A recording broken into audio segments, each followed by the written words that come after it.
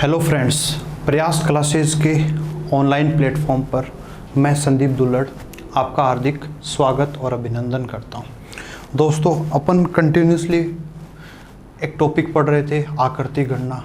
तो कुछ बच्चों का ये था कि सर आकृति गणना पढ़ रहे हैं, बीच में हमारी प्रैक्टिस हो जाए, और आप कंटिन्यूसली थ्योरी पढ़ रहे थे। तो मैंने सोचा कि अब आपके लिए कुछ नया एडवेंचरस किया जाए। तो आज मैंने आपके लिए, जैसा कि आपको थंबनेल दिख गया होगा, पेपर सॉल्यूशन, ये प्रीवियस आए हुए पेपर्स हैं, उन पेपर्स को मैंने लिया है और 25 क्वेश्चंस का आपके लिए एक सेट तैयार किया है, जिसमें बहुत ही बेहतरीन और बहुत ही धमाकेदार क्वेश्चंस होने वाले हैं।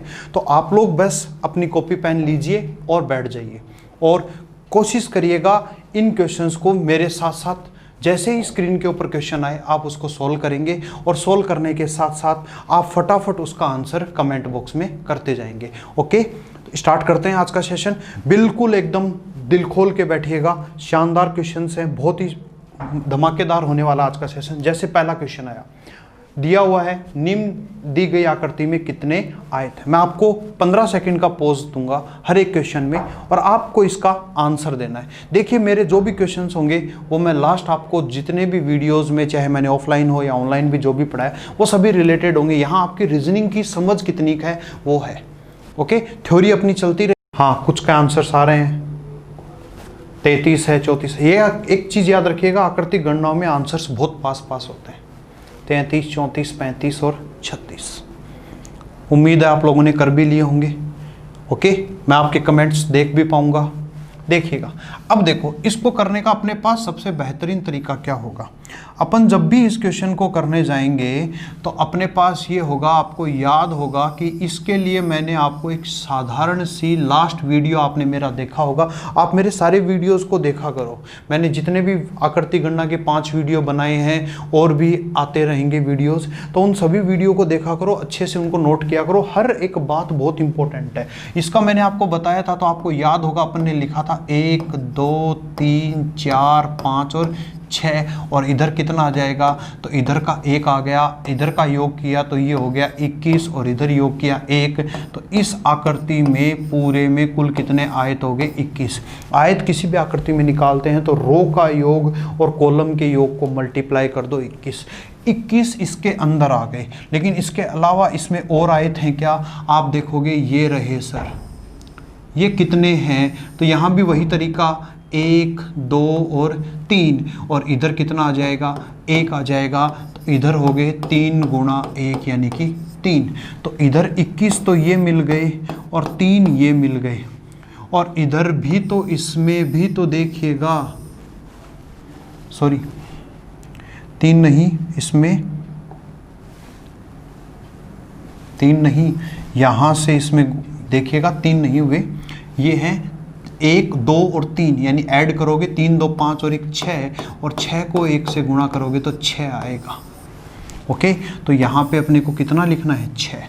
ऐसे ही यहाँ देखेंगे 1, 2 और 3, तो यहाँ पर भी कितने हो गए, 6 हो गए। लेकिन इसके अलावा भी इसके अंदर आयत हैं जो कि आपको दिख रहे होंगे। मैंने लास्ट क्लास में अपनी आयत गणना में सिखाया था कि ये वाला एक जुड़ के भी तो बना रहा है और एक ये भी जुड़ के बना रहा है, तो 2 ये हो गए। तो आंसर जोड़ दीजिए, कितना हो गया, 21 और 6 27, 6 33, 33 और 2, आंसर कितना हो गया, 35। ऑप्शन नंबर कितना, 3। उम्मीद है सबको समझ आ गया होगा।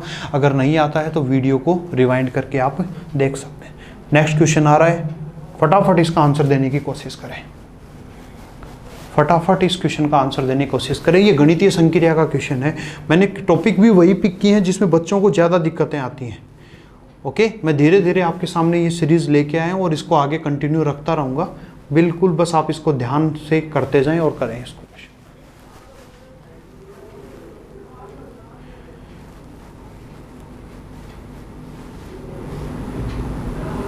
बताइए क्या आंसर होना चाहिए।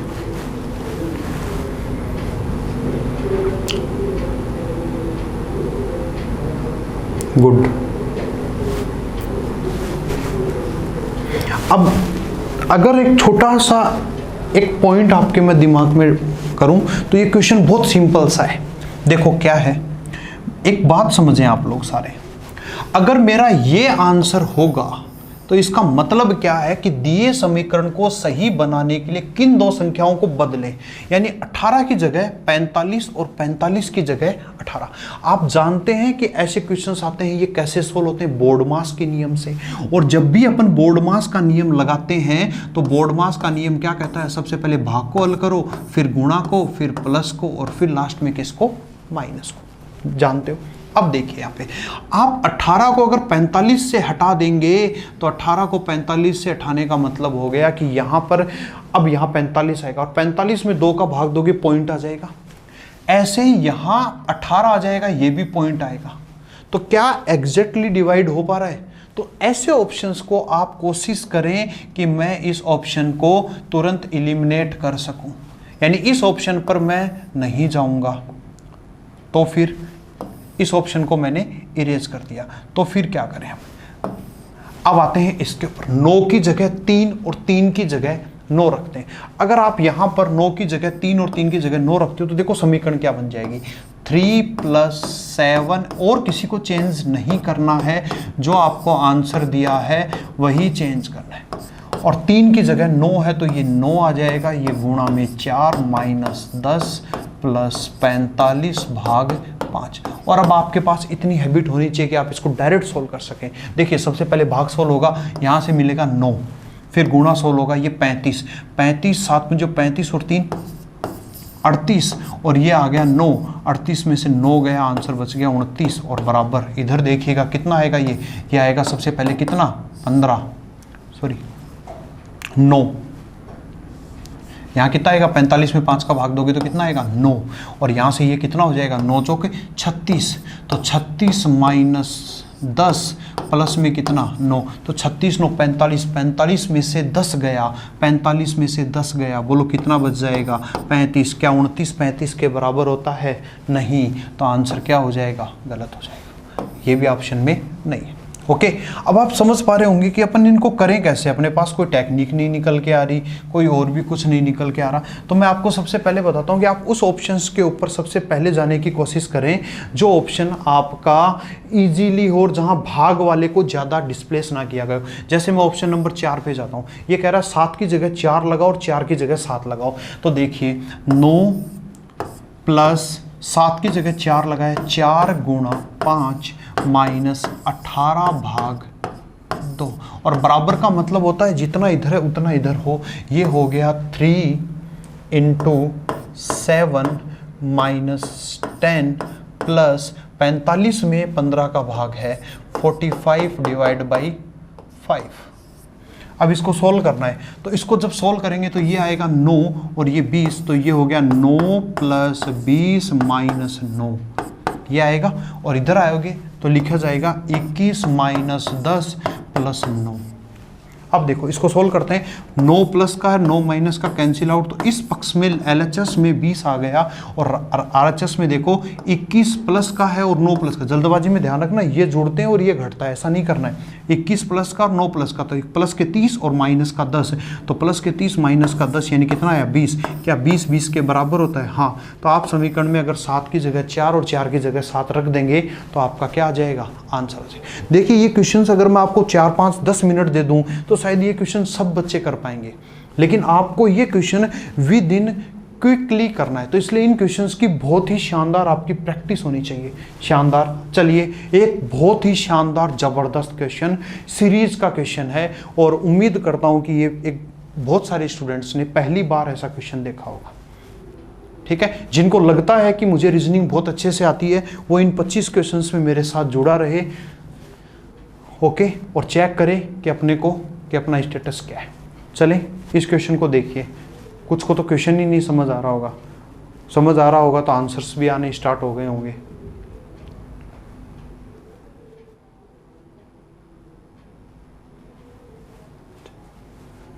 बताएं।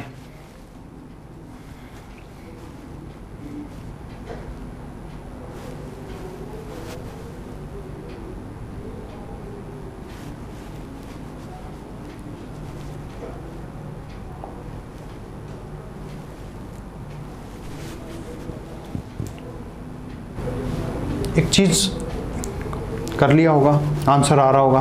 कईयों ने तुक्के लगाए हैं, 2 नंबर बोल रहे हैं, अब 2 नंबर कैसे बोल रहे हैं, बोले यहाँ NA आ गया, यहाँ PC है, फिर यहाँ N है, यहाँ PC हो जाएगा, PCA के ऑप्शन में ये कर रखा है। ऐसा लॉजिक नहीं लगाना है, कहाँ से सीख के ऐसा लॉजिक कभी नहीं लगाना है आपको, बिल्कुल नहीं लगाना है ऐसा लॉजिक कोई भी। ओके, करें, स्टार्ट करें। बिल्कुल एकदम देखना, बहुत अच्छा क्वेश्चन है। इस क्वेश्चन को आप करोगे तो आपके दिमाग में एक बात आएगी कि यहां से लेकर ये सीरीज बिल्कुल सेम है, सेम है। इसका मतलब यहां से यहां ही कुछ चेंज हुआ है। अब बताएं यहां से यहां क्या चेंज हुआ है। N से P, देखिए रीजनिंग में अल्फाबेट के नंबर आपको टिप्स पे याद होने चाहिए। N होता है 14 पे, P होता है 16 पे +2, A 1 पर और C 3 पर +2, यानी इन दोनों नंबर में शुरुआत वालों में और यहां वाले नंबर में क्या हुआ, +2, बाकी का नंबर क्या है, सेम है। समझ गए होंगे। आगे आते हैं। अब आओ यहां से लेकर यहां तक का समझो, यहां से लेकर यहां तक का समझो, और यहां से लेकर यहां तक समझोगे तब आपके समझ में आएगा कि यहां से ये जो लास्ट वाला गेट है ये सेम रह गया, लेकिन आगे वाले जो डिजिट हैं वो 4 नंबर हैं, इनमें चेंज किया है, यानी PCVI में क्या चेंज किया है, ये PC से वापस NA लिख दिया। तो वहां जब +2 हुआ था तो यहां क्या हो जाएगा, -2 हो जाएगा। और VI को समझें, VI में और XK में देखो, V 22 पर, X 24 पर +2, I 9 पर और K 11 पर +2, तो इधर +2 हो गया। कुछ आई बात समझ। पहला एक पद शुरुआत के 2 टर्म्स उठाए, +2 लिख दिया आगे वाले में, फिर दोबारा क्या किया, इस पद से ये पद आने में क्या किया कि पहले वाले 2 थे उसमें -2, अगले वाले 2 थे उसमें +2। अब यहां से क्या लिखे कि आपका आंसर आए और उस आंसर से आगे क्या लिखे कि है। ओके, अब थोड़ा सा एक बात समझना, ठीक है, शायद अब आप समझ गए होंगे, तो मैं एक बार इसको थोड़ा सा इरेज करके और आपको वापस वो सारी बातें बता देता हूं कि मैंने क्या किया है। देखिए आते हैं वापस, देखिए तो यहां से क्या समझ में आया, शुरुआत में इन दोनों और इन दोनों को लिया और यहां से +2 कर दिया, बाकी सेम रख लिया। नेक्स्ट में क्या किया इसने कि यहां से ये +2 और ये +2, देखिएगा यहां से इन दोनों को लेकर के इन दोनों से डील किया और यहां से ले दिया, इसने क्या कर दिया, इन शुरुआत वाले में -2 और नेक्स्ट वाले में +2। तो एक्चुअल में ये कर क्या रहा है, पहले 2 पद फिर 4 पद, फिर देखो गौर से समझो, लास्ट वाले कर दिए। अब देखो यहां से अब फर्स्ट वाले और लास्ट वाले को देखो, आपको कहानी का कुछ समझ में आ जाएगी। ये देखो यहां से इसने 2 पद लिए, फिर 4 पद लिए, फिर 2 पद लिए, फिर 4 पद लिए, ऐसे चल रही है। देखो ये शुरुआत किससे हुआ, NAVI। क्या यहां पर NAVI आपको दिख रहा है, दिख रहा है। और जब NAVI आपको पूरा पूरा दिख रहा है तो इसका मतलब इसने इस बार क्या किया, अब अगली बार जो काम करेगा वो क्या करेगा, वो इसको सेम रखेगा। ओके, और जब इसको सेम रखेगा यानी कि शुरुआत वाले जो पद हैं वो 4 पद हैं वो सेम रहेंगे और अगले वाले चेंज होंगे। तो यहां जो लिखा जाएगा वो लिखा जाएगा NAVI। ओके, और अब देखो पहले +2 था और फिर पहले +2 था और फिर -3 था, तो यहां से +2 करेंगे तो 7 और 2 का आ जाएगा 9, और 1 और 2 का कितना हो जाएगा, 3 हो जाएगा। ओके, आपको ऑप्शन दिख गया होगा NAVIEC और TE, ये लो TE। अब आप समझ गए होंगे ये वाला ऑप्शन यहां से यहां आएगा। अब देखो यहां से NAXV क्या किया, सेम वाले पद थे, यहां से शुरुआत वाले में +2 2 पदों में, फिर आगे वाले में -2 +2, फिर आगे वाला सेम। तो यहां से इसने क्या रखा, NAVI, ये सेम है, और फिर इस बार इसने शुरुआत वालों को सेम रख दिया, अगले वाले में चेंजेस किया। तो अगले वाले में चेंजेस किया तो इसमें क्या करेगा, +2, और इसमें +2 करेगा, और इसमें क्या करेगा, माइनस, ये सेम रख देगा। तो एक में +2, फिर अगली बार -2 +2 करके आगे ले आएगा। अब यहां से देखो आप इसको, यहां से ये चारों के चारों पदों को यहां देख लीजिए, यहां पर आप G कर लें, NAVIGAVG, ताकि अब आप यहां से जब इसके पास जाएंगे तो आप +2 -2 से आप आराम से समझ पाएंगे कि क्या हो रहा है।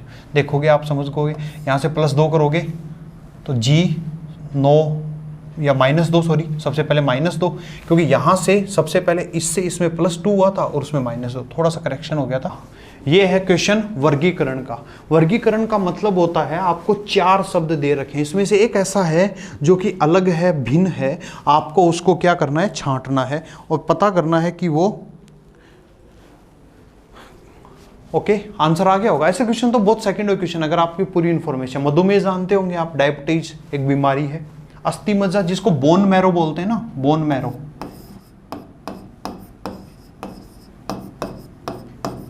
बोन मैरो बोलते हैं, कैंसर समझते होंगे बीमारी है, दमा एक बीमारी। तो बोलिए इनमें अलग कौन सा है, इनमें अलग हो जाएगा अस्थि मज्जा। क्यों? क्योंकि मधुमेह, कैंसर और दमा तीनों एक ग्रुप में आते हैं और वो ग्रुप क्या है, ये तीनों के तीनों डिजीज हैं, तीनों की तीनों क्या हैं, बीमारी हैं।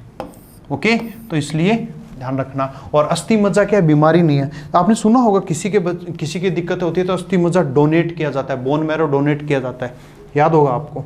ओके, चलिए क्रिश 2 देखी होगी, उसमें भी था, इसमें भी वही है, वर्गीकरण का है, आपको छांटना है कौन सा अलग है और आपको उसका पता करना है। देखिएगा, काफ़ी फेवरेट क्वेश्चंस हैं और एग्जाम में आते रहते हैं ऐसे क्वेश्चंस, तो बिल्कुल इनका ध्यान दें। जब भी कभी ऐसा क्वेश्चन करने जाओ तो देखिएगा, यहाँ से अनुपात लगा हुआ है, यानी इस नंबर का इस नंबर से क्या संबंध है वो दिखाना है। अब वो क्या हो सकता है, जोड़ के, घटा के, गुणा करके, भाग करके। शायद स्क्रीन पे आते ही आप लोग करना भी स्टार्ट कर दिया होगा, कर लिया करो, कोई दिक्कत नहीं है, वीडियो भी पॉज कर लिया करो अगर बीच में हो तो। देखो अब 39 से 270 का रिलेशन वर्ग घन में नहीं दिख रहा, 39 का स्क्वायर करोगे नहीं हो पाएगा, तो फिर क्या लॉजिक, तो फिर ये इसके आसपास जाओ। जैसे मैं आपसे बोलूँ कि भाई 5 से 15 चाहिए तो आप कहोगे गुणा 3 है, लेकिन मैं कहूँ 16 चाहिए तो आप कहोगे गुणा 3 + 1 है। तो वही लॉजिक यहाँ ट्राई करते हैं। अगर मैं 39 है, अब 39 को किससे गुणा करूं कि 270 आ जाए या 270 के आसपास आ जाए, तो 6 से करूंगा तो 240 के आसपास, मैं इसको 40 मान लेता हूं ना, 40 माना 240 हो जाएगा। लेकिन अगर मैं इसको 7 से गुणा कर बैठूं तो 39 को 7 से गुणा करते ही 273 होते हैं, और 273 में से अगर मैं 3 घटा देता हूं तो 273 - 3 यानी आंसर कितना आ गया, 270। तो आपको रिलेशन कुछ समझ में आया कि इस पहले वाले से ये वाला कैसे बाउंड है कि गुणा 7 करो और फिर 3 घटा दो। जैसे अगर मैं यहाँ से इसमें बात करूँ तो इसको गुणा 7 करो और -3 करो, तो 37 को गुणा 7 करोगे तो देखो गुणा नहीं करना, थोड़ा सा समझ लो, 7 या 21, 30 को 7 से किया 210 और 7 को 7 से 49, 210 और 49 259, और 259 में से 3 घटा दिया 256। ओके, अब देखो ऐसे ही यहाँ से करते हैं, 21 इसको गुणा 7 और माइनस का 3 करते हैं। देखो तो 21 को 7 से गुणा किया 147 होते हैं, और 147 में से 3 घटा दिया कितना हो गया, 144। देखो यहाँ गुणा 7 - 3 किया 256 आ रहा है, यहाँ करोगे ये आ रहा है, लेकिन यहाँ कितना होना चाहिए, 144, इसलिए अलग कौन सा है, 2 नंबर। आई होप आप समझ गए होंगे, बहुत ही शानदार और बहुत ही अच्छा क्वेश्चन है।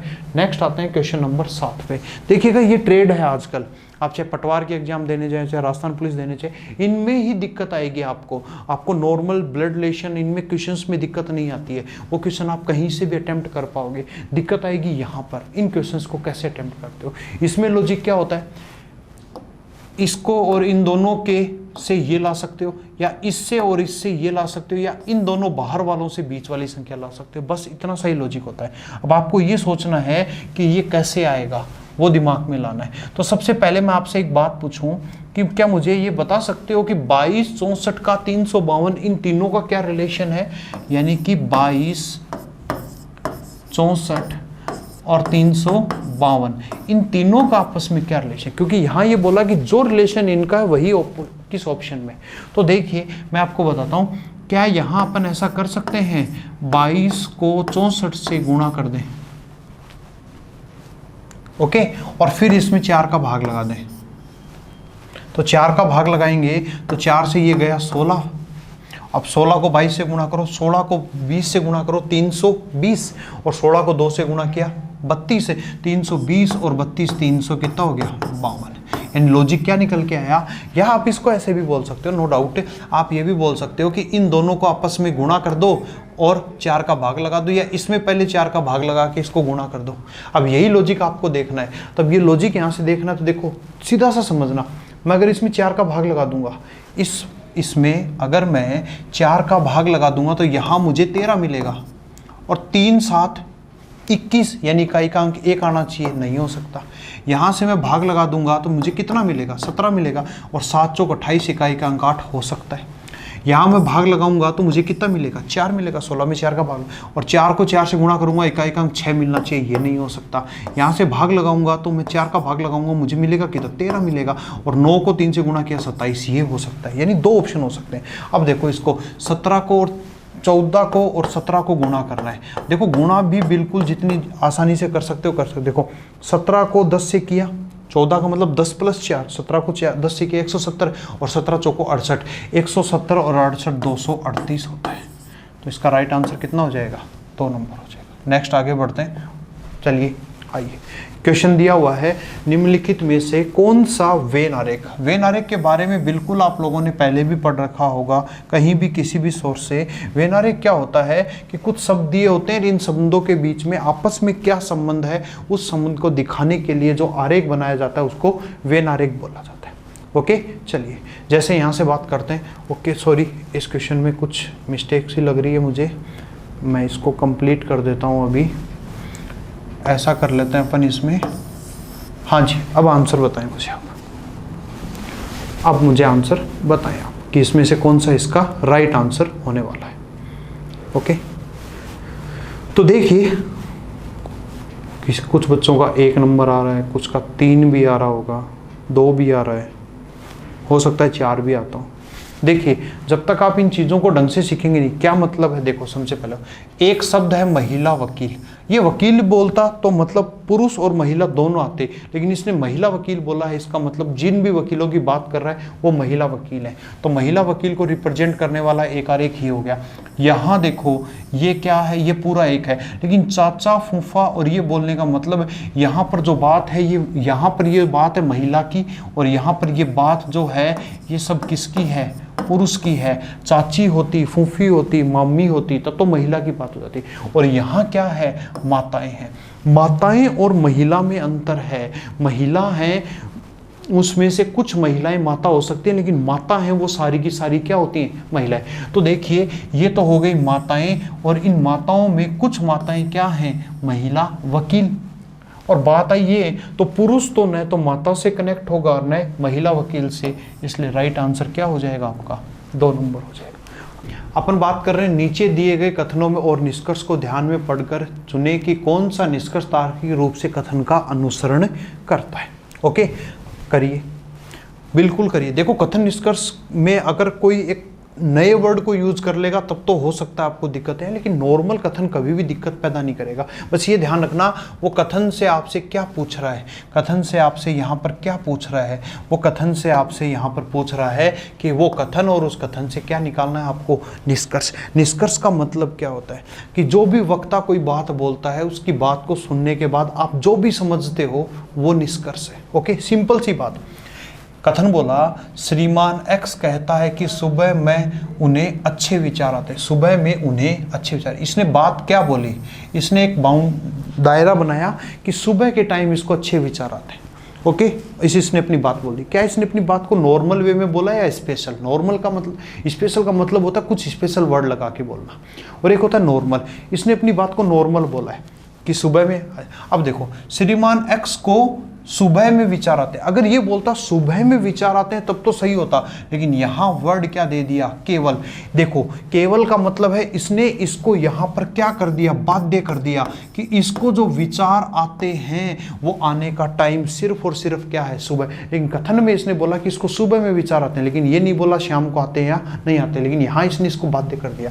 अब देखो केवल के अकॉर्डिंग अगर ये केवल ना लिख के यहाँ पर एक वर्ड लिख देता मुख्यतः, ठीक है, या लिख देता निश्चित रूप से, ये कीवर्ड्स हैं, ये केवल को रिप्लेसमेंट करने वाले, निश्चित रूप से, तो ये वर्ड्स भी अगर यूज कर लेता, या बहुतेरे, तो इसका मतलब हो गया कि ये पर्टिकुलर की बात कर रहा है। तो पर्टिकुलर में तो आप इस पर कोई भी बात नहीं कर सकते। नेक्स्ट आते, श्रीमान एक्स को शाम को विचार नहीं आते। आपको कथन में जानकारी किस बात की है? सुबह के बारे में। यहाँ जानकारी किसकी बात कर रहा है? शाम की। तो ये भी बात उस कथन में दी हुई बात में नहीं है। इसलिए देखिएगा, कथन के साथ जब भी निष्कर्ष देगा तो वो आपसे पूछेगा कौन सा वैध है और कौन सा अवैध। वैध का मतलब जो कथन में दी हुई जानकारी के आधार पर उसमें शामिल हो सकते हैं वो वैध निष्कर्ष कहलाते हैं, और जो शामिल नहीं होते हैं वो कौन से कहलाते हैं? अवैध निष्कर्ष कहलाते हैं। तो ये दोनों ही गलत आए, इसलिए आपका विकल्प आंसर नंबर कितना हो जाएगा? 4। उम्मीद है धीरे धीरे आप समझ जाएंगे। काफ़ी क्वेश्चंस की मैं प्रैक्टिस कराऊंगा, कंटिन्यू सेशन से बने रहना। और जब भी कोई भी चीज़ को दिक्कत आए तो आप लाइक किया करो, कमेंट किया करो, ताकि पता चले कि आप लोग इन चीज़ों को देख रहे हो और आपको हमारी मेहनत नज़र आ रही है। आइए नेक्स्ट आते हैं। एक और क्वेश्चन आया, यहाँ पर देखिए, दिया गया एक कथन तथा 2 तर्क। यहाँ पर ये निष्कर्ष नहीं है, यहाँ पर आपको जवाब देना है इस क्वेश्चन में किसके हिसाब से? तर्क के हिसाब से। अब देखो, पहले आंसर दे दीजिए फिर अपन बात करते हैं। क्या किसी कंपनी में पदोन्नति के लिए मापदंड ज्येष्ठ था? आजकल अपन लोग, कोरोना काल चल रहा है, सबको पता है, लॉकडाउन भी लगा हुआ है, तो शायद ये महाभारत सबने देखी होगी, ज्येष्ठ पांडुपुत्र, वो वाली बातें सारी। तो मेरे हिसाब से शायद ये ज्येष्ठ वर्ड का किसी को दिक्कत नहीं। ज्येष्ठ का मतलब उम्र में जो बड़ा होगा। ओके, चलिए, तो ज्येष्ठता होनी चाहिए। अब देखो, अपने को क्या निकालना है? तर्क निकालना। तर्क क्या होता है पहले समझिएगा। तर्क क्या होता है? अपन कहते हैं ना, यार ये काम करना नहीं है, लेकिन ऐसा करूं तो ऐसा होगा, ऐसा नहीं करूं तो ऐसा नहीं होगा। ओके, मतलब तर्क का मतलब है परिकल्पना, यानी किसी भी काम के संभावित परिणामों पर विचार करना, वही तर्क कहलाता है। और जब भी अपन किसी के परिणाम पर विचार करते हैं तो अपने पास 2 बातें निकल के आती है। एक बात, हाँ इससे ये होगा, और एक बात, इससे ये नहीं होगा। तो सीधी सी बात है, जब भी तर्क का जवाब दो तो तर्क का सीधा सा मतलब आप जानना कि उस काम के होने की वजह कि पूरी तरह से क्या उसने वो वजह दे रखी है। अगर वो वजह दे रखी है तो ये, और ये जो वजह होगी ये कानून के दायरे में होगी। आप किसी के साथ, सभी के साथ न्यायपूर्ण विचारधारा के साथ रखेंगे, किसी के साथ अन्याय नहीं होना चाहिए, एकदम संवैधानिक रूप से होगा, धार्मिक रूप से होगा, राजनीति, उन सभी बातों का आपको ध्यान देना। अब पढ़ते हैं। हाँ, बिना वरिष्ठ कर्मचारियों के किसी कंपनी में काम का संचालन सहजता से नहीं। इसने यहाँ पर क्या कह दिया कि बिना वरिष्ठ कर्मचारी, यानी अगर आप वरिष्ठ कर्मचारी रखोगे नहीं तो कंपनी में काम ही नहीं हो सकता। तो यंग लोग, जो टैलेंटेड लोग हैं, इसने यहाँ पर किसको दी है? यहाँ पर दी है कि जिसकी उम्र ज़्यादा है उसको प्रमोट करो। अरे भाई, यंग लोग भी टैलेंटेड लोग होते हैं, वो भी तो काम कर सकते हैं। और इसने यहाँ सिर्फ और सिर्फ क्या कह दिया कि अगर वरिष्ठ होंगे तो ही काम होगा। तो ये जो तर्क है ये आपके कथन के लिए क्या नहीं है? पर्याप्त नहीं है। क्या नहीं है? ठोस नहीं। देखो, कथन निष्कर्ष पढ़ते हैं, वहां पर वैध और अवैध आता है, यहाँ पर ठोस और कमजोर आता है। तो ये जो निष्कर्ष है वो कमजोर हो गया। ये कहता है नहीं, यह छल और भेदभाव को बढ़ावा देगा। ये क्या कह रहा है कि ये जो है ये छल और भेदभाव को बढ़ावा देगा। बिल्कुल सही बात है।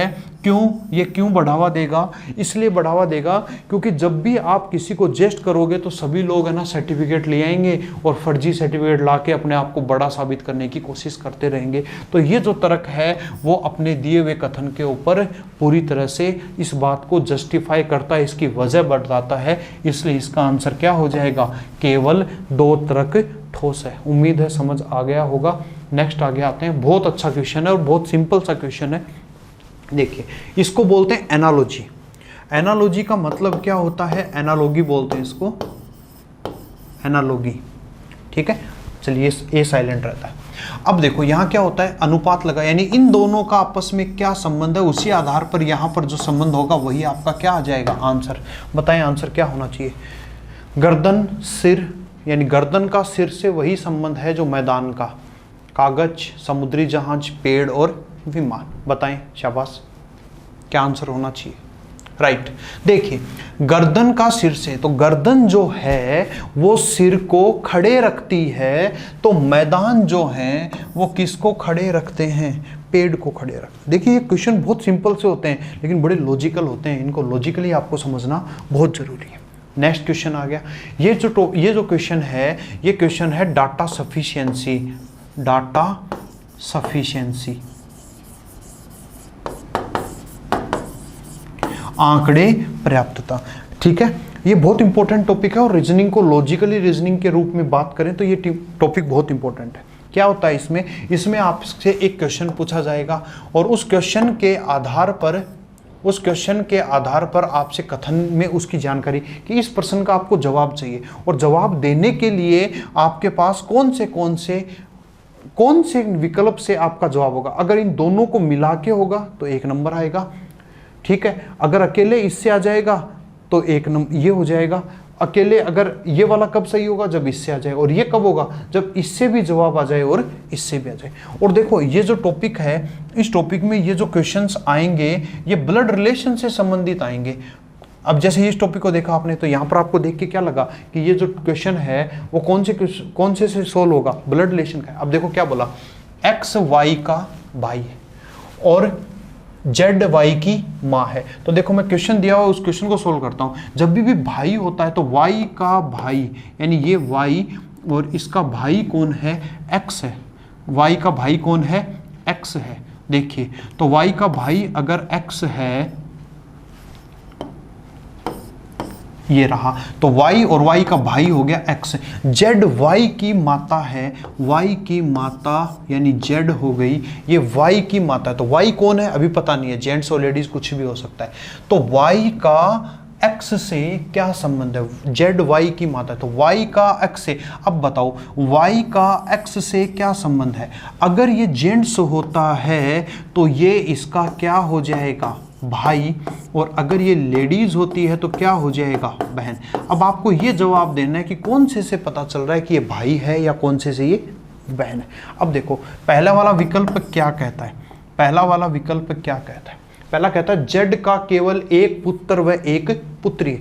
ये जेड है, इसका केवल एक पुत्र है, तो एक पुत्र कौन हो गया, एक्स, और एक पुत्री है। तो क्या इससे आपको पता नहीं चला कि वाई क्या है, पुत्री। और अगर वाई पुत्री है तो का लगा होता है, उसके साथ उसका संबंध बताना है। तो वाई कौन हो गया, यहाँ क्वेश्चन को सोल्व नहीं करना होता है। क्या आप इस सूचना से क्वेश्चन को हल कर सकते हैं, बस वो बताना होता है। तो एक्स, वाई कौन है एक्स का, तो अगर मैं इस सूचना को रखता हूं तो यहां से मेरे पास जवाब आ जाएगा कौन सा, बहन।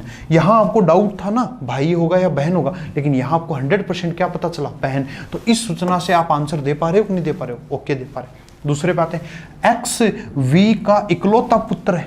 अब एक्स किसका, वी का इकलौता पुत्र है, लेकिन ये तो इसका भी तो पुत्र है, और अगर इसका भी पुत्र है तो इसका मतलब आप समझे क्या कि वी है वो जेड का क्या है, पति है। तभी तो उसके दो बाप हो सकते हैं, सॉरी एक माता हो गई और एक क्या हो गया, पिता हो गया, क्योंकि माता तो इसकी पहले आ चुकी है, लेकिन ये इसका पुत्र, इसका मतलब ये इसका 100% पिता होगा।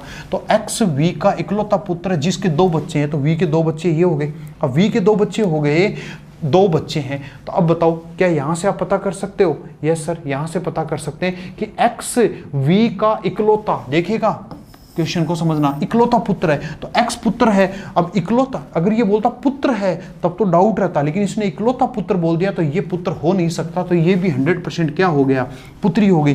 तो भी आप यहां पर बता सकते हो कि इनके बीच में रिलेशन क्या होगा, बहन। तो क्या आप अकेले इससे बता पाए, यस, क्या अकेले इससे बता पाई है। अब यहां बच्चे गलती क्या करेंगे, वो आंसर 1 नंबर कर देंगे। 1 नंबर कब करना, जब दोनों की सूचनाओं को मिलाने पर प्रश्न हल होता हो।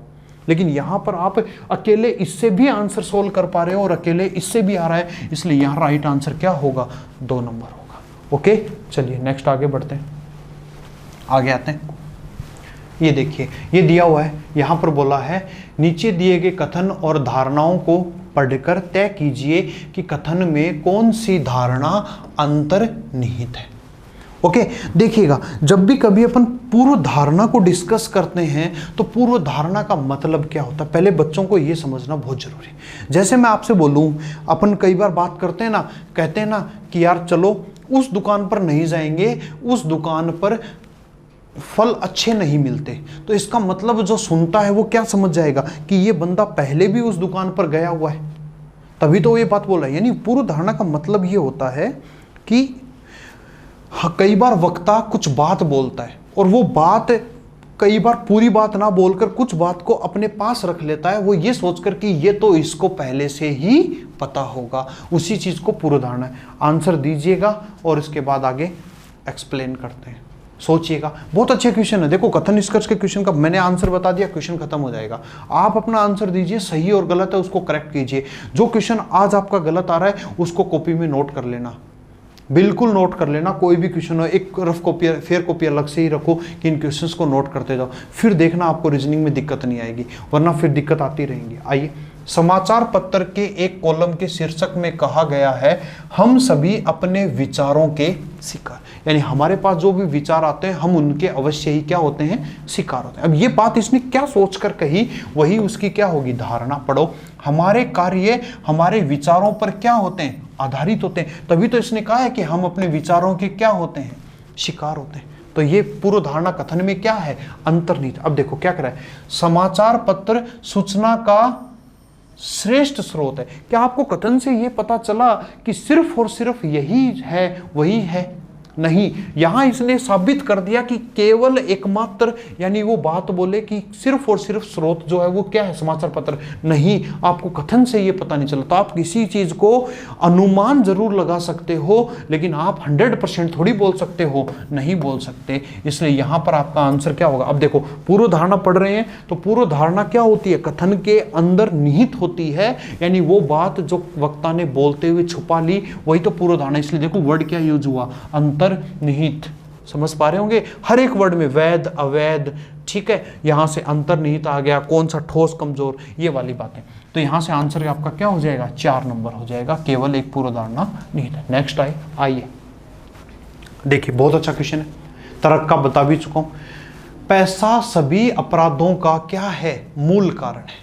अब तर्क बताइए, तर्क का मतलब होगा इसका जवाब देना कि ऐसा क्या है। तो हर अपराध का एक कारण होता है, तभी तो इसने बोला। देखो कि अगर कोई चीज का मूल कारण है तो इसका मतलब उसका कोई ना कोई एक कारण तो है ही। मूल कारण है, इसका मतलब एक कारण तो है ही। अरे जहां पर 10 रुपए हैं वहां पर 3 रुपए हैं, ओके। तो हर अपराध का एक कारण होता है। पैसा सभी अपराधों का मूल कारण है, तो इसका मतलब सभी अपराधों का कोई ना कोई कारण तो है। तो यहां से पहला तो क्या है, सही है। यह कह रहा है यह हर स्थिति में अपराध है, यह हर स्थिति में अपराध है। ये शायद सेंटेंस समझ नहीं आया होगा आपको। यह हर स्थिति में अपराध है, इसका मतलब क्या हो गया कि ये सारी बात जो यह वर्ड यूज हुआ, ये किसके लिए यूज हुआ है, ये वर्ड यूज हुआ है पैसा के लिए, कि पैसा हर स्थिति में अपराध है। क्या पैसा सभी अपराधों का मूल कारण है? ठीक है, तो सभी अपराधों का मूल कारण है, लेकिन क्या ये हर एक के लिए आप बोल सकते हो? नहीं बोल सकते। तो ये दूसरा वाला क्या हो जाएगा, अवैध हो जाएगा। इसलिए आपका पहला तर्क क्या है, ठोस है, और दूसरा क्या हो गया, कमजोर हो गया। ओके, चलते हैं आगे बढ़िए, नेक्स्ट आते हैं। ये लास्ट क्वेश्चन देखिएगा, 14 नंबर क्वेश्चन आइए बात करते हैं। इस गीत को इतने उत्कृष्ट रूप में कभी नहीं सुना गया। बहुत अच्छा क्वेश्चन है, आंसर दीजिए आप लोग पहले। इस गीत को इतने उत्कृष्ट रूप में कभी नहीं सुना गया, बताइए क्या आंसर होना चाहिए। पहला है, यहां पर आपको धारणा बतानी है, ओके। तर्क का सेंस थोड़ा सा अलग हो जाता है, क्योंकि ऑप्शन देखो अंतर्निहित बोला है। आइए, तो इस गीत को इतने उत्कृष्ट रूप में कभी नहीं सुना गया, इसका मतलब क्या हुआ। मैं कहता हूं कि यार ये गाना मुझे इस बार बहुत अच्छा लगा, ये गाना मैंने सुना और ये मुझे इस बार अच्छा लगा, इसका मतलब क्या हुआ, इसके पीछे की सोच क्या है कि ये गाना मैंने पहले भी सुना था लेकिन उस टाइम इतना अच्छा नहीं लगा, आज मुझे ये अच्छा लगा। तो इसने क्या बोला कि इस गीत को इतने उत्कृष्ट, इतने अच्छे सुसंगठित ढंग से पहली बार अभी सुना है, यानी पहले नहीं सुना। तो कुछ अन्य गीत भी क्या थे, गाए गए थे, तभी तो वो बोल रहा है कि इसको इस तरह से सुना गया। अब कह रहा है गीत को इतने उत्कृष्ट रूप में गा पाना, देखो कितना अच्छा वर्ड यूज किया, नामुमकिन है। अगर ये बोल रहे कि नामुमकिन है तो फिर अभी कैसे हुआ, समझ पा रहे हैं मेरी बात को, कि ये वाली बात तो है, तभी तो उसने बोला कि भाई कुछ अन्य गीत गाए गए हैं, तभी तो कह रहा है कि मैंने ऐसा पहले नहीं सुना था, पहले बहुत सारे सुने लेकिन इस बार ये अच्छा लगा। अब ये क्या कह रहा है, गीत को इतने उत्कृष्ट रूप में गा पाना क्या है, नामुमकिन है। क्या आप ये कह सकते हो कि ये गाना नामुमकिन नहीं, अगर होता तो फिर ये ऐसे कैसे कह रहा होता कि ऐसा पहले नहीं सुना, इसका मतलब इस बार मुमकिन हो गया, और जब मुमकिन हो गया तो उसको नामुमकिन आप कैसे बोल सकते हैं। तो यहाँ पर आपकी कौन सी पूर्व धारणा अंतर्निहित है, पूर्व धारणा आपकी 1 नंबर अंतर्निहित है। ओके, चलिए अब नेक्स्ट क्वेश्चन आपके लिए क्वेश्चन नंबर 15। आइए बहुत ही शानदार क्वेश्चन है और एकदम कोडिंग डिकोडिंग का एकदम लेटेस्ट पैटर्न क्वेश्चन है। क्रैक करिए क्या होना चाहिए। बहुत ही अच्छा क्वेश्चन है। लिखा हुआ है एक्शन फियर को 12i, एक्शन फियर को 12i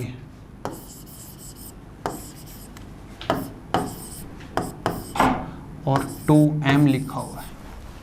ऐसे ही आपको अपडेट क्लास को 42v6h के रूप में लिखा है, तो रीजनिंग को क्या लिखा जाएगा।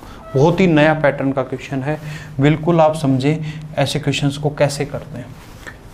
लग रहा होगा आंसर।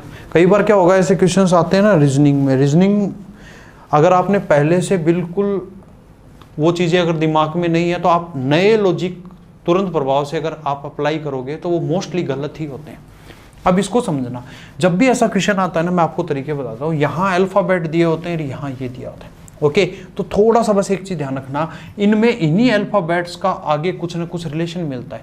जैसे देखो यहाँ एन लिखा हुआ है और यहाँ लास्ट में क्या लिखा हुआ है, एम लिखा। तो एन का उल्टा एम होता है। उल्टा उसे बोलते हैं कि बाएं से जितना चले उतना ही दाएं से। जैसे ए का उल्टा जेड होता है, एम का उल्टा एन होता है। ओके, तो यहाँ से एन से एम लिखा, यानी ये इसका क्या हो गया, उल्टा हो गया।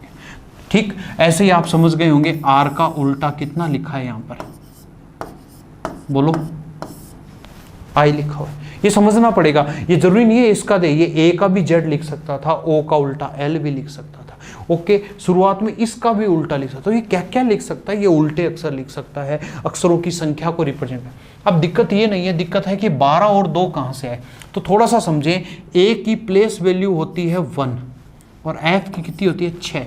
इस 1 से, अब देखो इससे, इस पूरे से ये पूरा लाना है ना आपको, तो m तो आ गया लास्ट वाले से और ये 1 है, 1 का दुगुना किया तो यहाँ पर क्या आ गया, 2 आ गया। ऐसे इस 6 का दुगुना किया तो कितना आ गया, 12। लॉजिक निकल गया। लॉजिक क्या है कि यहाँ से लास्ट में ऐड कर रहा है, कोई दिक्कत नहीं है। पहला जो अक्षर है उसको अंकीय मान को दुगुना करके यहाँ रखा और लास्ट वाले अक्षर का उल्टा लिख दिया, जैसे ही है। अब यहाँ समझे आप लोग, यहाँ आप समझ गए होंगे कि यहाँ देखो u है 21 पर, तो 21 का उल्टा हो गया 42।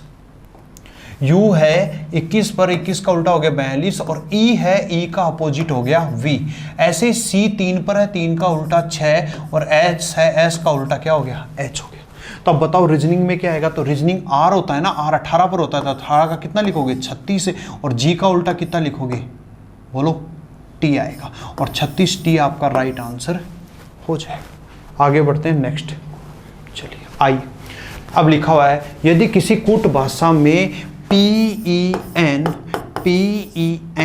और पेन को लिखा हुआ है 281032, तो बताइए TUB को। जब भी कभी अल्फ़ाबेट को इस तरह से लिखे तो आप सबसे पहले इनके नंबर लिख दीजिए और नंबर लिखते ही मोस्टली आपका क्वेश्चन सॉल्व हो जाएगा। ओके, अब समझिए, दिमाग में आ गया होगा। बताइए क्या होना चाहिए, 16 से यहाँ पर 32। मैं कई बार आपको टाइम नहीं दे रहा हूँ, लेकिन अगर मैं आपको उस टाइम नहीं देता हूँ तो आप अपने वीडियो को थोड़ा सा पॉज करके 10 सेकंड तक विचार जरूर करें कि वो क्वेश्चन में लॉजिक क्या है। 16 है, 16 का दुगुना कितना लिख दिया 32। अब ये शुरुआत में भी लिख सकता था, लास्ट में भी लिख दिया। 5 का दुगुना 10 हो गया, 14 का दुगुना 28 हो गया। समझ में आ गया होगा। तो आपको पूछा है TU और B। अब T 20 पर है तो 20 है तो लास्ट में कितना चला जाएगा 40। U 21 है तो 21 का कितना हो जाएगा 42। 2 है तो कितना हो जाएगा 4, तो 44240, यानी राइट आंसर आपका कितना हो जाएगा।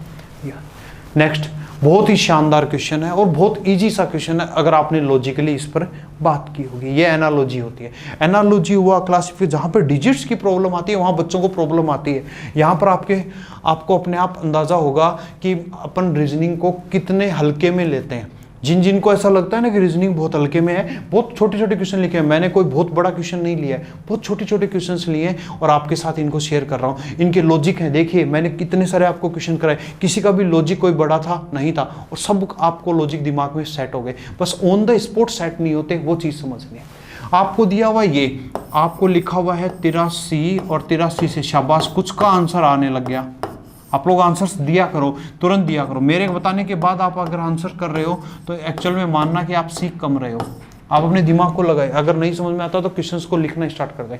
क्या समझ पा रहे हो? 125 समझते ही दिमाग में है 5 का क्यूब, और 5 का क्यूब कैसे आएगा? 8 में से 3 घटा दो 5 और उसका क्यूब कर दो, कितना आंसर हो जाएगा? ओके, लॉजिक निकल के आ गया। तो लॉजिक यहां से क्या आएगा? 9 में से 1 लेस किया तो 8, और 8 का क्यूब करते हैं तो कितना आंसर आ जाएगा अपने पास? बोलो 512, यानी ऑप्शन नंबर कितना? अब ये क्वेश्चंस अगर आप इसको 1 घंटे लेके बैठे रहोगे तो एग्जाम हॉल में नहीं होता है। ये सेकंडों वाले क्वेश्चन है, इनको सेकंडों के हिसाब से सोचना है, तो अगर सोच पाते हो तो बहुत अच्छा है। One of the finest question, इसका लॉजिक बहुत ही शानदार लॉजिक है, इसको क्रैक करें आप लोग, पता चलेगा। फिर आपको मैं इसका लॉजिक बताता हूं। लिखा हुआ है 8532/436, और देखिएगा इसका क्या लॉजिक है, वो लॉजिक अपन बात करते हैं यहाँ पे। बोलिए, देखिए जब भी कभी नंबर दिए हो ना तो उनमें नंबरों की ग्रिप बहुत जरूरी होनी चाहिए। लगाएं दिमाग, बताएं क्या आना चाहिए। हुआ कुछ?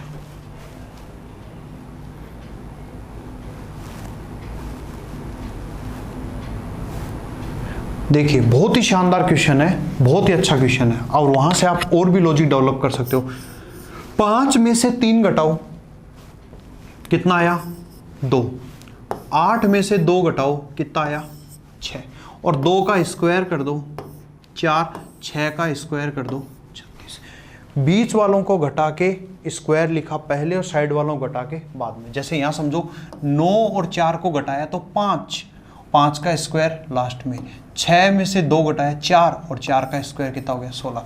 तो देखो 3 और 2 को घटाओगे तो 1, 1 का स्क्वायर 1, और 8 में से 5 घटाओगे 3, 3 का स्क्वायर हो गया 9, यानी राइट आंसर कितना हो जाएगा? 19 हो जाएगा। बहुत ही शानदार क्वेश्चन है, नया अप्रोच का क्वेश्चन है, समझते चलिए। बहुत आसान सा क्वेश्चन है, शाबाश बता दीजिए। देखिए यहां पर भी क्या है, बोला कौन सा अलग है, तो आपको इनको समझना है कि इनका रिलेशन क्या है। बोरी और जूट, कागज और ये लुगदी है, सॉरी जुगदी नहीं है, लुगदी है,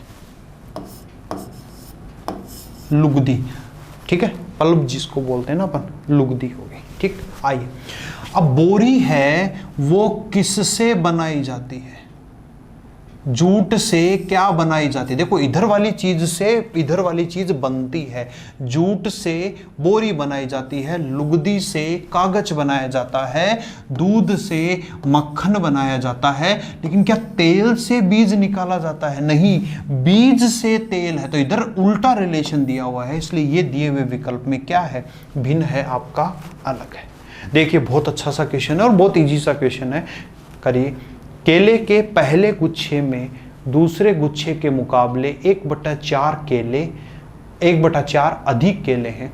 अगर दूसरे गुच्छे में पहले गुच्छे से 5 केले कम हैं तो पहले गुच्छे में केलों की संख्या होगी। बताइए, आंसर देना स्टार्ट करें।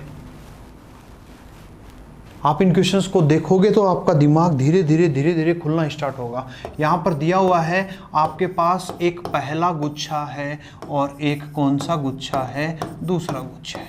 आप भिन्न का पॉइंट तो समझते होंगे, जहाँ मैथ्स की समझ आती होगी। अगर मुझे लिखा 1/3 तो मैं इसको ऐसे समझता हूँ कि 3 अगर कुल है तो 1 उस 1 का 3 का 1 भाग, यानी 3 में से 1, इसीलिए तो इसको 1/3 लिखते हैं। अब इसने बोला केले के पहले गुच्छे में दूसरे गुच्छे के मुकाबले 1/4 केले क्या हैं? अधिक हैं, यानी दूसरे के मुकाबले 1/4 अधिक हैं। यानी कि अगर यहाँ पर 1/4 का मतलब क्या हुआ? देखो अब समझना बात को, 1/4 का मतलब कि पहले गुच्छे में दूसरे गुच्छे के मुकाबले 1/4, तो दूसरे गुच्छे के मुकाबले यानी अगर दूसरे में 4 हैं, यानी दूसरे गुच्छे में अगर 4 केले हैं तो पहले में 1/4 अधिक हैं, यानी 4 से 1 अधिक है। ये ऊपर जो दिया 1 अधिक है, यानी यहाँ कितने हैं? 5। अब आप देख लीजिए ये इससे 1/4 अधिक है। अब कह रहा है अगर दूसरे गुच्छे में पहले गुच्छे से 5 केले कम हो, अब दूसरे में पहले से, तो यहां से ये जो आएगा ना भिन्न में, ये अनुपात देगा। यहां कितने कम है? जब इसके पास 5 होते हैं तो इसके पास 4 होते हैं। ओके, लेकिन यहां अपने अनुपात के हिसाब से यहां कितने हैं अंतर के, इसके पास कितने हैं 4 हैं, इसके पास कितने 5 हैं। ये कह रहा है कि यदि दूसरे गुच्छे में 5 केले कम हो, अपने हिसाब से कितने केले कम है 1 है, और उस 1 का मान किसके बराबर है 5 का। पूरे पर्सन में 1 का मान 5 के बराबर है, यही हर जगह चलेगा। यानी 1 है वो हर चीज को कितने में लेके चल रहा है 5 के बराबर लेके चल रहा है। और अगर 1 5 के बराबर लेके चल रहा है तो 4 कितने के बराबर आ जाएगा, 4 को 5 से गुणा करोगे 20, और ये 5 किसके बराबर आ जाएगा 25। अब ये 20 और 25 का मतलब क्या हुआ कि पहले गुच्छे में जब 25 केले थे तो दूसरे गुच्छे में कितने हैं 20 केले। अब समझ लो कि इसने बोला पहले गुच्छे में दूसरे गुच्छे के मुकाबले 1/4 केले, तो दूसरे गुच्छे में कितने हैं 20, और 20 का 1/4 निकालो, तो 20 का 1/4 जैसे ही आप निकालोगे तो कितना आया 5। तो देखो 20 से 5 केले अधिक है कि नहीं है, और वही अधिक है, वही उसने ऑप्शन में दिया हुआ है। तो इसलिए इस क्वेश्चन का राइट आंसर आपका कितना हो जाएगा, पहले गुच्छे में पूछता है तो 25 आ जाएगा, दूसरे में पूछता है तो 20। जल्दबाजी में क्वेश्चन गलत मत करना, बहुत अच्छा क्वेश्चन है। चलिए आइए, बहुत आसान सा क्वेश्चन है और बहुत इजी सा क्वेश्चन है, लेकिन आपकी अप्रोच क्या है, मैं वो अप्रोच जानना चाहता हूँ कि ऐसे क्वेश्चंस को आप कैसे अप्रोच करते हो। देखिएगा, एक कैंटीन में एक सप्ताह में 28 kg शक्कर की आवश्यकता होती है, तो मार्च और अप्रैल महीने के लिए उसे कुल कितने किलोग्राम शक्कर चाहिए। अगर मैं आपसे बात करूं तो इस क्वेश्चन में आप पेन भी नहीं चलाएं और डायरेक्ट आप आंसर बता सकते हो। क्या आप में से कोई और आंसर बता सकता है एकदम डायरेक्ट विदाउट एनी कैलकुलेशन, बस माइंडली कैलकुलेशन कर पाओ तो आपका आंसर ये हो जाएगा। अब देखो कैसे, मैंने कैसे बोला मैं आपको बताता हूँ। इसने बोला एक सप्ताह में 28 kg, एक सप्ताह का मतलब, एक सप्ताह का मतलब कितना हुआ 7 दिन, और 7 दिन में कितना 28 kg, तो एक दिन में फटाफट मुझे बताओ कितना kg आएगा, 4 kg आएगा। बोलो सही है बात, एक दिन में 4 kg। अब इसने बोला मार्च और अप्रैल, मार्च और अप्रैल, तो मार्च में होते हैं 31 दिन और अप्रैल में होते हैं 30 दिन, यानी कितने दिन आए 61 दिन हो गए। और एक दिन में अगर 4 kg लगती है तो 61 दिन में कितनी लगेगी, तो 61 दिन में कितनी हो जाएगी, 61 को किससे गुणा करोगे 4 से, और 61 को 4 से गुणा करोगे तो 4 को 1 से गुणा करोगे, इकाई का अंक 4 और 6 चौक 24, तो 244 kg। बोलो आया कि नहीं आया आंसर। अब आप कहोगे सर आपने कैसे फास्ट कर दिया था, मैं बताता हूँ मैंने कैसे फास्ट किया था। मैंने फटाफट कैलकुलेशन की कि 7 दिन में अगर 28 है तो एक दिन में 4, तो 4 का गुणा आएगा। अब यहाँ देखो इसमें 31 है और इसमें अप्रैल में 30 है, तो इकाई का अंक 30 और 31 को जोड़ा तो 1 आया, और 1 को 4 से गुणा करूंगा तो इकाई का अंक 4 सिर्फ और सिर्फ इस ऑप्शन में और किसी में नहीं है। और अगर और आसपास होता तो मैं इसको क्वेश्चन को आगे सोल्व करने जाता। नेक्स्ट आते हैं, आइए देखो कितना दिया हुआ है। यदि एक घड़ी में 3:42 से 4:07 PM का समय हुआ हो तो वह 1 घंटे का कौन सा भाग होगा। घड़ी का है, बहुत आसान सा क्वेश्चन है, लेकिन अगर आप फर्स्ट टाइम देखते हो तो हो सकता है आपको दिक्कतें पैदा हो जाए। आपको बोला हुआ है 3:42 से लेकर 4:07 तक, तो मुझे बताएं यहां से लेके यहां तक समय कितना हुआ। तो देखिएगा यूनिट सेम है, पीएम सेम है, अगर एएम होता तो चेंज हो जाता, ध्यान देना। तो पीएम और पीएम है, तो यहां से 42 गए तो 18 ये और 7 वो, यानी यहां से यहां तक टोटल कितने मिनट गए, बोलो 25 मिनट। अब यहां तक अगर पूछता कि कितने मिनट का गैप है तो 25 मिनट बोल देते, लेकिन वह कह रहा है कि वो 1 घंटे का कितना भाग है, तो 25 मिनट 1 घंटे का कितना भाग होता है, तो 1 घंटे में होते हैं 60 मिनट और 25 है, वो 25 मिनट 60 मिनट का कितना भाग होगा, तो 5 5 25 और 5 से इसको काट दिया तो कितना आ गया 12, तो 5/12 भाग होता है। सेकंड का पूछ लेता तो 3600 करना पड़ता और उसमें भी सेकंड लगाना पड़ता, तो सेकंड के हिसाब से पूछे सेकंड का, मिनट के हिसाब से पूछे मिनट का, और घंटे के हिसाब से पूछे तो घंटे का।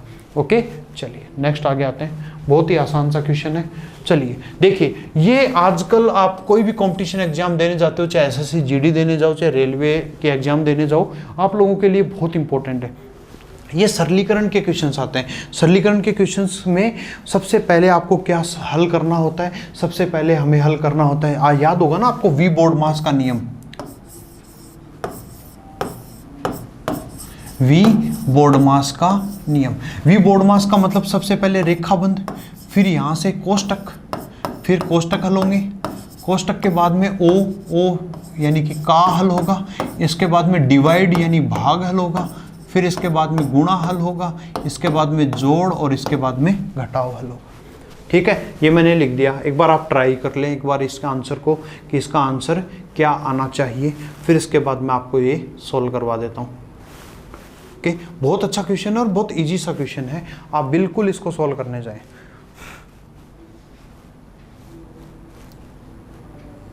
कईयों को तो समझ ही नहीं आया होगा, पहली बार ऐसा क्वेश्चन देखा होगा। चलिए एक दो मेरे साथ कर लीजिए, फिर इसके बाद देखो। जब भी कभी ऐसा क्वेश्चन आए सबसे पहले रेखाबंदी सोल्व करनी है, यानी ये वाला भाग हल होगा और ये वाला भाग हल होगा, तो यहाँ क्या लिखोगे 10 प्लस 26 माइनस 15 गुणा छोटा ब्रैकेट 20 माइनस 5 भाग 2। अब देखो 7 में से 5 गया, कितना आएगा 2, और वो 2 बाहर आते ही 2 गुणा 2 हो जाएगा। ओके, चलिए अब नेक्स्ट स्टेप में क्या होगा, नेक्स्ट स्टेप में कोष्टक हल होता है। अब कोष्टक भी 3 होते हैं, बड़ा, मंझला और छोटा। तो सबसे पहले छोटा हल होगा, तो इस छोटे वाले को हल करते हैं। तो यहां लिखते हैं 10 प्लस ये हो गया 26 माइनस 15 गुणा में ब्रैकेट। अब देखो अब इस ब्रैकेट में क्या क्या हल होगा, ब्रैकेट में माइनस भी है, गुणा भी है और भाग भी है। बताएं सबसे पहले क्या हल होता है, सबसे पहले भाग हल होता है। तो सबसे पहले भाग हल होता है, तो 5 में 2 का भाग दोगे, 5 में 2 का भाग दोगे 2.5 आएगा, और फिर इसके बाद गुणा करोगे तो 2.5 को 2 से गुणा करोगे तो अगेन वापस कितना आ जाएगा, ये 5 आ जाएगा, और ये 5 आ जाएगा तो 20 माइनस 5 आ जाएगा कि नहीं आ जाएगा, बोलो। चलते हैं आगे, नेक्स्ट आए 10 प्लस यहाँ से हुए 26 माइनस 15 गुणा में क्या यहाँ पर 15 लिख दूं क्या, 20 माइनस 5 15 हो गए। आइए नेक्स्ट आगे आते हैं और आगे बढ़ते हैं। अब देखो यहाँ से 10 तो लिखा मैंने, प्लस कर ली 26 माइनस, अब देखो 15 को 15 से गुणा करना, माइनस और गुणा है, माइनस और गुणा में पहले क्या होता है गुणा, तो 15 को 15 से गुणा किया तो कितना आ गया बोलो 225 आ गया।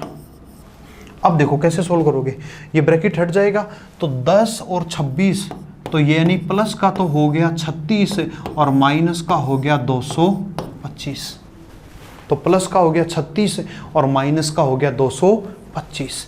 अब बताएं कितना आएगा आंसर, देखो कैसे घटाओगे, 25 से 25 गया तो 11 ही बच गया, बोलो भाई।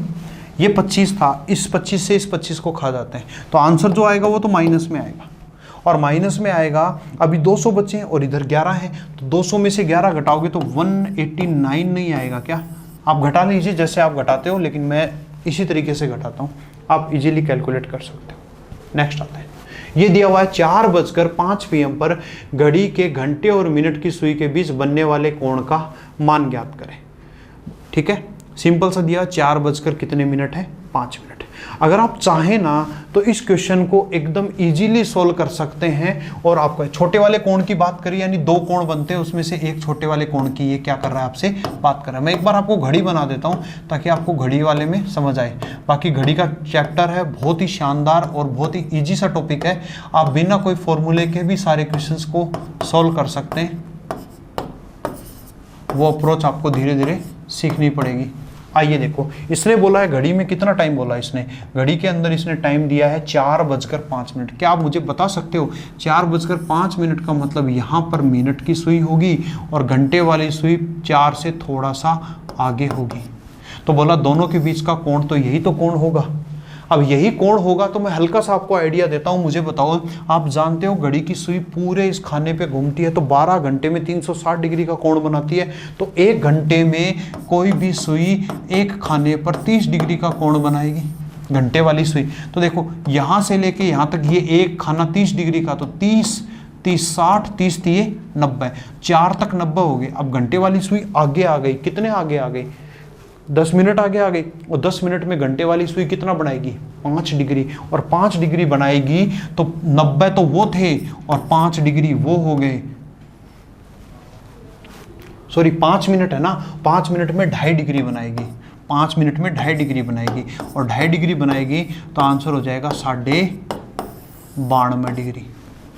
जो कि ऑप्शन में। और मैंने ये क्वेश्चन जब देखा था तो मुझे देखते ही आइडिया लग गया था, क्योंकि 4 बजे और 5 मिनट, तो 4:05 का मतलब 5 मिनट का मतलब ये तो जो है ये 4 का खाना है और 5 मिनट का मतलब ये 1 का खाना है, तो दोनों के बीच में एक्चुअली कितने खानों का अंतर है? 3 खानों का, यानी 90 डिग्री के आसपास आंसर आएगा। खत्म हो गया क्वेश्चन। और वरना आप चाहते हो कोण निकालना, तो कोण निकालने के लिए फॉर्मूला दिया हुआ है 11/2 m-30h। तो ये 4:05 है ना, 4:05, तो मिनट की जगह ये मान रख दो, घंटे की जगह ये मान रख दो, फॉर्मूले में सॉल्व करोगे तो भी यही आ जाएगा। नेक्स्ट और सबसे आसान सा क्वेश्चन बात करते हैं। आइए, आज की क्लास का अपना लास्ट क्वेश्चन है। चलिए इसको क्या सॉल्व करते हैं।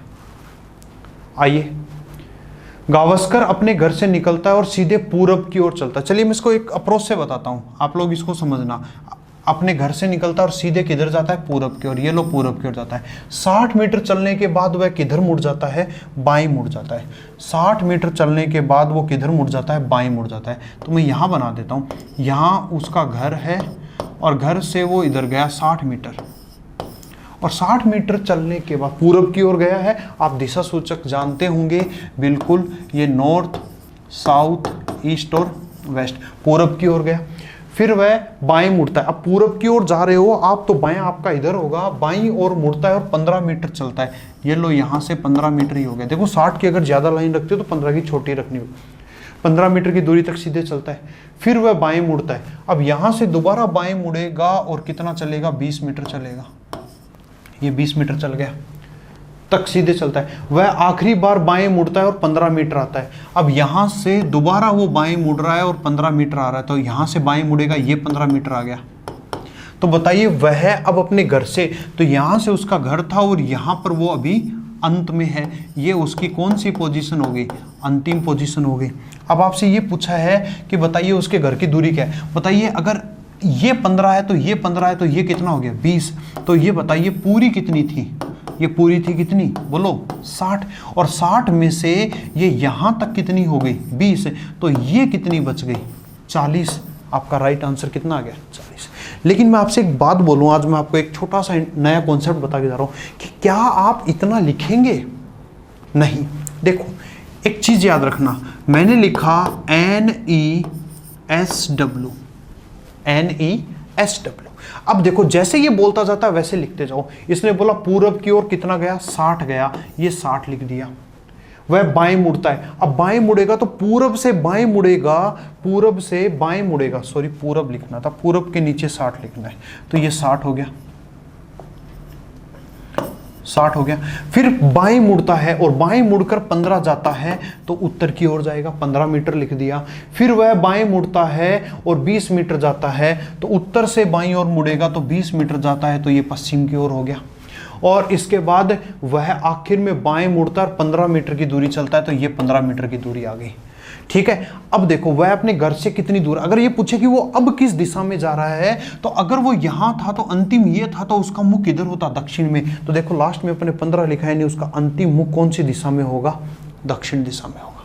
समझ पा रहे हो? अब देखो हमेशा याद रखना, आपको दिशा सूचक में बताया उत्तर के विपरीत हमेशा कौन सा? दक्षिण। पूरब के विपरीत कौन सा? पश्चिम होता है। तो ये कैंसिल आउट होते हैं। तो देखो उत्तर और दक्षिण कैंसिल आउट हो गए, दोनों 15 थे तो कोई दिक्कत नहीं है। ओके। अगर ज्यादा होता है तो फिर अंतर कर देंगे। ऐसे ही पूरब और पश्चिम, क्या ये कैंसिल आउट हो गए? नहीं, कैंसिल आउट नहीं हुए। तो क्या हुआ? ये 60 है, ये 20 है, तो दोनों का क्या कर देंगे? अंतर कर देंगे, और अंतर करते ही आपका क्या आ जाएगा? Right answer. शायद आप इस चीज़ को समझ पाए। मैं अगले वीडियो में इस चीज़ को और अच्छे से एक्सप्लेन करूंगा। एकदम लेटेस्ट और एकदम न्यू कॉन्सेप्ट है, बिल्कुल समझने की कोशिश करना। ओके, होप आपको मज़ा आया होगा। ऐसा ही सेशन मैं दोबारा लेके आने वाला हूँ, जिससे आपको ये लगने लग जाए कि हमें तो रीजनिंग आने लग गई, वहाँ से हम रीजनिंग सीखने लग गए, वहाँ तक की बातों के साथ अपन करते हैं। अगर वीडियो अच्छा लग रहा हो तो आप कमेंट जरूर किया करें, लाइक किया करें। आपके एक लाइक और कमेंट से आपका कुछ नहीं जाता, लेकिन जो टीम आपके लिए मेहनत करती है उसको एक प्रोत्साहन मिलता है। ओके, जय हिंद, जय भारत। Next, thank you.